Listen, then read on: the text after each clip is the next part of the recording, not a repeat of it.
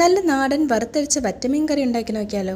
അപ്പോൾ ഒരു പാനിലേക്ക് ആവശ്യത്തിനുള്ള വെളിച്ചെണ്ണ ഒഴിച്ചു കൊടുക്കുന്നുണ്ട്. അതൊന്ന് ചൂടായി കഴിയുമ്പോൾ അതിലേക്ക് അരി ഇട്ട് കൊടുക്കുന്നുണ്ട്. കൂടെ കുറച്ച് ഉലുവയും കൂടി ഇട്ട് കൊടുത്ത് ഒന്ന് പൊട്ടിച്ചെടുക്കുന്നുണ്ട്.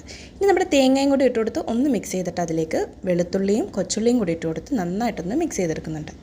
ഇനി നമുക്ക് കുടംപുളി അല്പം ഒന്ന് വെള്ളത്തിൽ സോക്കാൻ വേണ്ടി മാറ്റി വെക്കാം. ഇപ്പോൾ നമ്മുടെ തേങ്ങ അത്യാവശ്യം മൂത്ത് വന്നിട്ടുണ്ട്. അതിലേക്ക് ഒരല്പം കറിവേപ്പിലയും കൂടി ഇട്ട് കൊടുത്ത് ഒന്നും കൂടെ ഒന്ന് മിക്സ് ചെയ്തെടുക്കുന്നുണ്ട്. ഇനി ഞാൻ ഫ്ലെയിം ഓഫ് ചെയ്തിട്ടാണ് പൊടികൾ ഇട്ട് കൊടുക്കുന്നത് കേട്ടോ.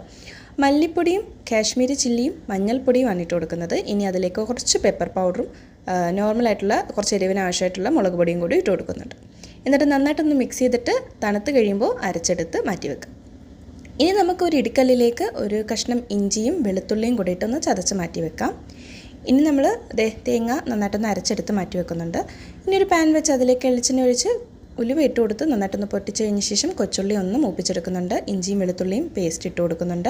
നമ്മുടെ തേങ്ങാ പേസ്റ്റ് ഇട്ട് കൊടുത്ത് നന്നായിട്ടൊന്ന് മിക്സ് ചെയ്ത് ആവശ്യത്തിന് വെള്ളവും ഉപ്പും പിന്നെ നമ്മുടെ കുടംപുളിയുടെ വെള്ളവും കുടംപുളിയും കുറച്ച് കറിവേപ്പിലയും കൂടി ഇട്ട് കൊടുത്ത് നന്നായിട്ടൊന്ന് തിളപ്പിച്ചെടുക്കുന്നുണ്ട്.